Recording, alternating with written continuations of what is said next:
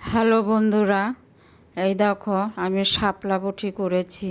এই দেখো শাপলা বটির মধ্যে আমি শুকনো লঙ্কা, পেঁয়াজ ফোড়ন দিয়েছি, কালো জিরে ফোড়ন দিয়েছি, আর 2 কোয়া রসুন থেতো করে ফোড়ন দিয়েছি।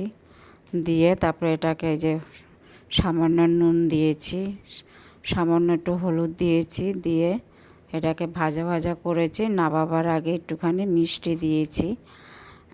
তা আমার এটাই লাস্ট পর্ব।